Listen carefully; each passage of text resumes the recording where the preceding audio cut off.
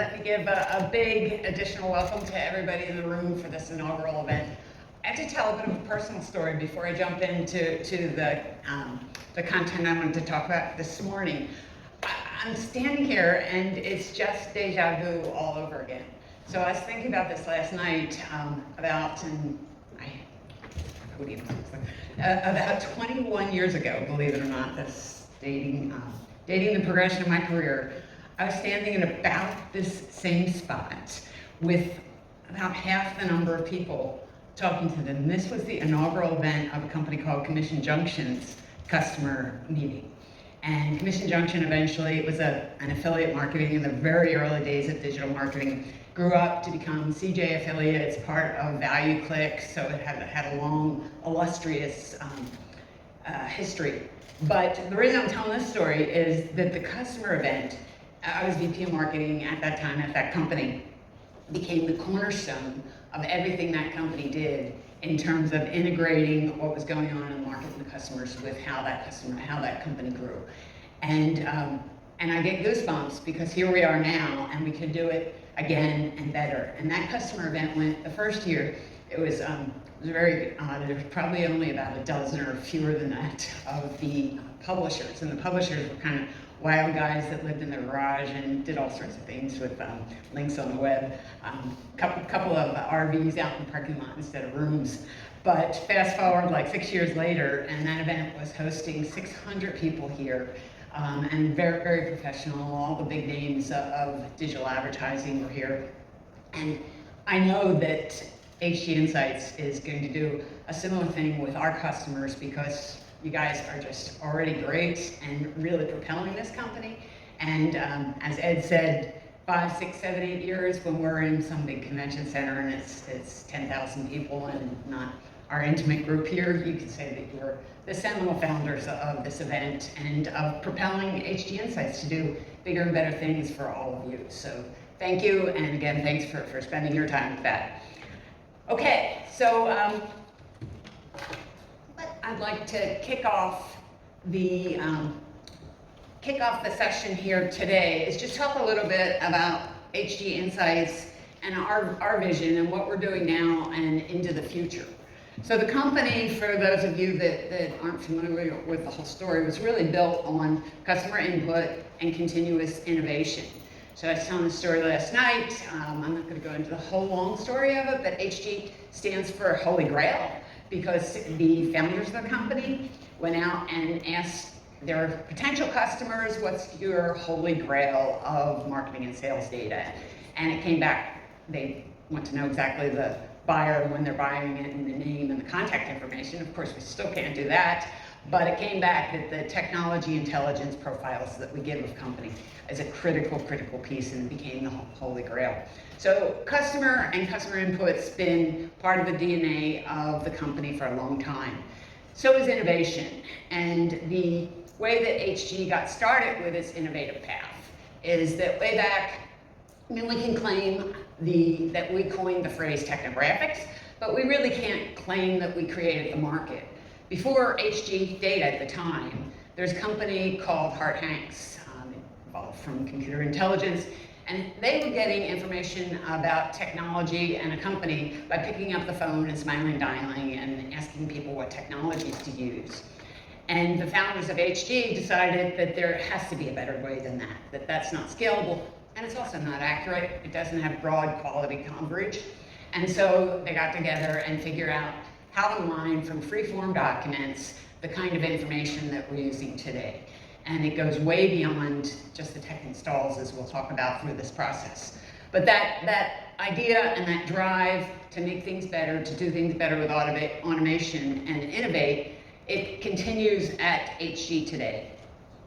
So, it's what it's propelled us to be is now we're arguably the leader in the market, and we give great longitudinal information and breadth of information, depth of information. So we've changed from just that Technographics moniker to technology intelligence, and we've changed from HG Data to HG Insights to indicate the difference in kind of depth and breadth of our vision. During the course of that time, really over the last 5 years, I'll quote this statistic, we've grown ourselves by over 6 times, and that's employees and what we're doing and revenue. And it's all because of how our customers have helped us to see what we can do more and better in the whole space that we're dealing with here. So that leads us to a really big vision, because our vision is really, as it says, to be the #1 authority in technology intelligence. So Mark Andreessen famously about 11 years ago coined a phrase that software is eating the world. Do people remember Mark Andreessen's kind of famous chart? He wrote this piece, he's a famous venture capitalist. He wrote this piece that was really talked about how software was the important propeller to everything that was going on with global progress, really. But software is eating the world has become a metaphor for how important technology is in the world today. To quote a couple of statistics, when HE was founded in 2010, there were 8.8 billion active devices in the world. And then fast forward to today, there's 26.5 billion active devices. But the real thing that is shocking to me, in 3 years, that number is supposed to go up to 50 billion devices. So everything that we do is being driven by technology. Companies that weren't technology companies 2 and 3 years ago are finding themselves having to be technology companies.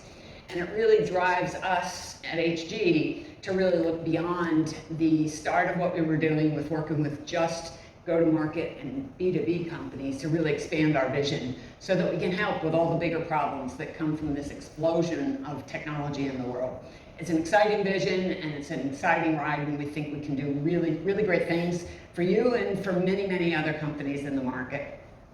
Fundamentally, we want to allow better decisions at every single company because we view every single company as a technology company, and that's core to what we do. So our mission is really to continue to push this envelope, and I think you'll see with some of the things that I'll touch on in the next 10-20 minutes how we've built that over time and why we want to keep going with that. It all might sound a little lofty, this vision and mission, but I really think that the proof points are what we're delivering out to the market. We'll continue to push the envelope as we've done over the last 12 years of the company's history. So I'll talk about building blocks because we see each new kind of major innovation that we're taking out as another way to expand out both use cases and the types of decisions that we can help make better, make more efficient, give more ROI to. So one building block also is interesting. You can prop up a door with it, or you could use it as a paperweight. 2, more interesting, you might be able to build a bookshelf like you used to do in college, or at least I used to. But hundreds and hundreds of building blocks, and you get cathedrals and other wonderful things. So that's why I think what we're doing is building blocks and gradually creating more and more value to you over time. So, as I said, HG Data started as a Technographics company, and that's great. But Technographics is really, I think, now antiquated in that it's just a company and it's tech installs. Very, very useful, but only useful for a certain set of use cases, a certain set of problems. Important problems like marketing campaigns, certainly like account enrichment, right? So you have a tech install and the sales guy can knowledgeably talk to their prospect about what's going on at that company. So great, and ROI comes from that every day, right? So we have a lot of very interesting case studies on the website with ROI statements, with just sort of campaign management company called Agile actually increased their target revenue from their target accounts by 49%. So these kind of statistics really reinforce that a simple application of the very basic level of what we do, tech installs for a company, can really accelerate and improve what's going on at the fundamental kind of go-to-market use cases that everybody has to do day to day. The other reason I like the building block metaphor is because you see the platform that everything's on, and we've got coverage, quality, and accuracy. And so I think everybody's probably familiar with how HG originally started with all its intelligence, pulling information out of free-form documents. And the scale at which we do it is, I think, very impressive. We start out at the beginning of every month with 20 billion or so documents. You know, we dedupe and triangulate and then use machine learning and AI and rule-based processing to pull out the insights that you get today. But one thing that, regardless of how we build these building blocks and continue to add more value to what you can do with working with HG, we will never deviate from quality, coverage, and accuracy. And that's a promise from us to all our customers and how you use HG. We weren't satisfied with just doing tech installs for a company. So very quickly, I'll label this under the banner of intensity, but it's really, think about increasing the number of characteristics that you would add to a simple tech install at a company. Things like when you first see that technology at a company, when you last see that, how much of that technology is being used, where it's being used. So those kind of broad characteristics that extend what you know about just that technology install. It also happens to extend the number of use cases or the type of decisions, the type of problems that you can do with the information that we have, with the insights that we give out. So again, each of these blocks increases the use cases. And the ones that I'm mentioning are just a sampling of the different types of use cases that you might do by adding in the different and broader information that we produce. So with intensity, think about it, you can do better account planning. So if you know about the length of time that a company is going to be using a product and you see it first used and that time is progressing, you can much better plan for when you're going to start your account-based marketing to that particular account. So without this richer information with tech installs, you can't solve that problem. You can solve lots of problems, but you can't solve that particular problem. So the purpose of us building more and more significant blocks is to give you the capabilities to extend out and solve bigger and bigger problems. Intensity being one of them. Account planning, digital transformation fits in there with some of the intensity information that we have. If you think about the next step, and it was a big one for us, and it was adding IT spend and contract information to the whole portfolio of what we have to solve problems. And we added IT spend and contracts from our acquisition of a partner company called Pivotal IQ. Scott, one of the founders, is sitting in the front row there. But the partner at Pivotal actually created a very accurate model to figure out IT spend, IT budgets at different levels, at the global level, at the regional level, and then down to pro forma budgets for different companies at the company level. What's this mean? Why do I think it's so important? Why did I get really excited when we were looking at the IT spend information that we could add? All of a sudden we went, in terms of use cases, to really doing account information, and now we're doing market information. So IT spend information gives you the capability to do total addressable market, your served observable market. You can slice and dice by spend and by technologies and by technology categories.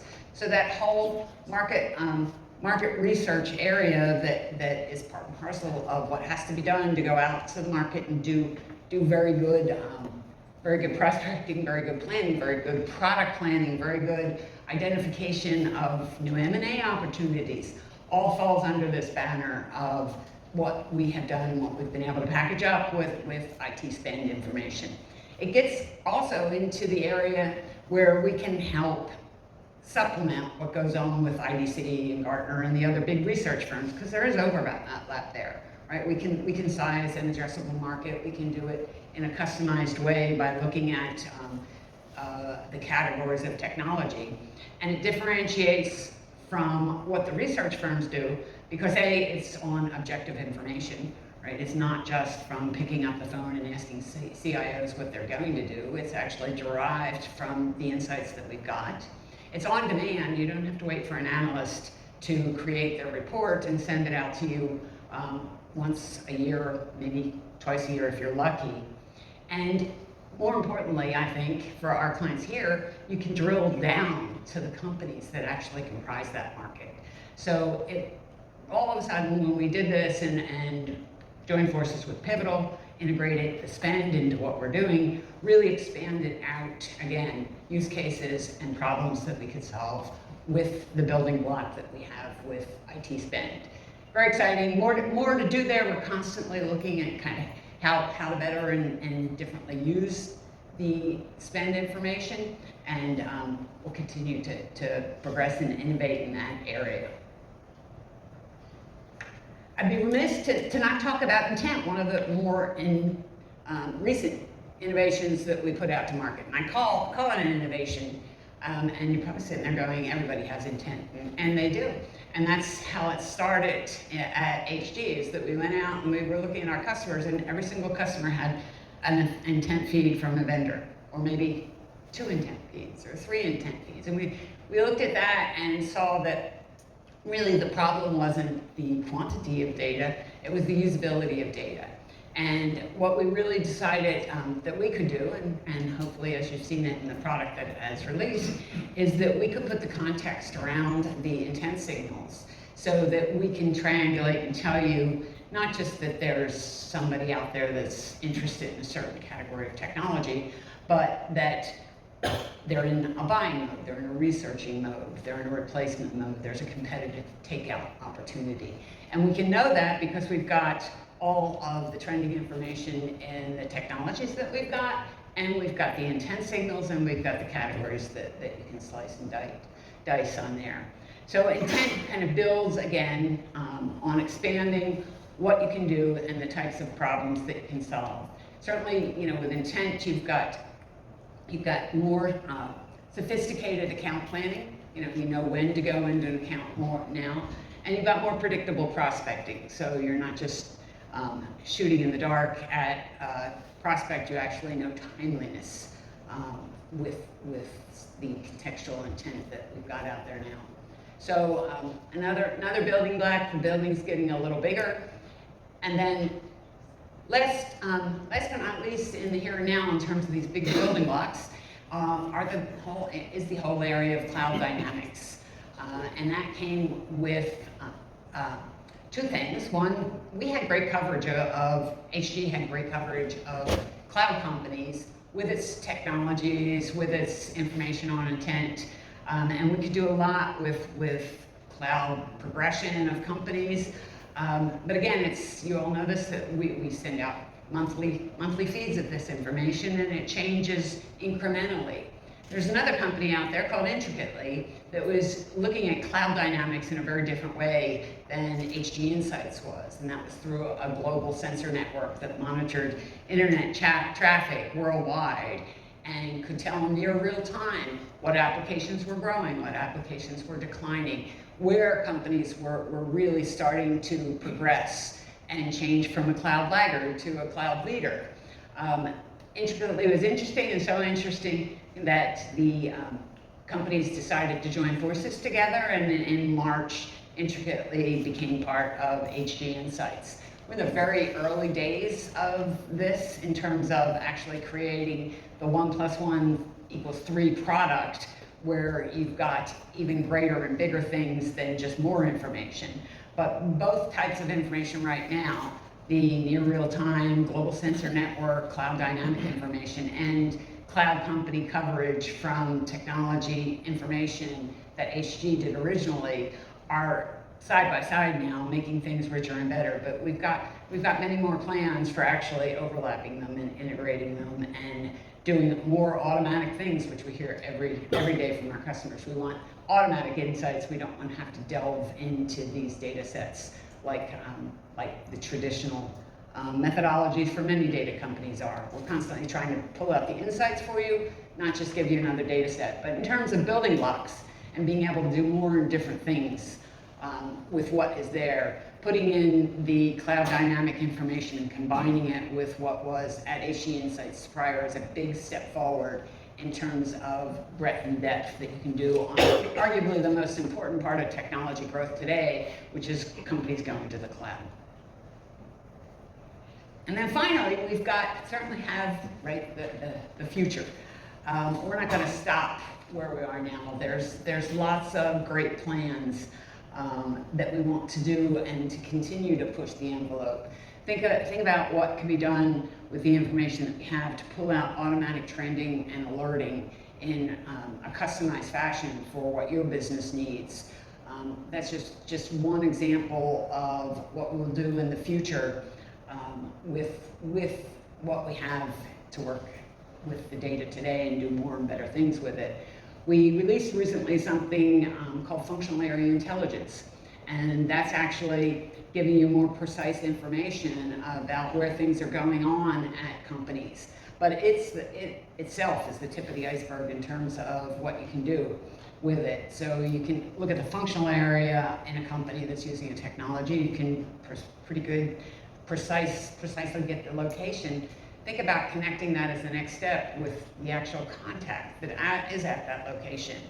And we feel pretty confident that we can, in many cases, get down to that level.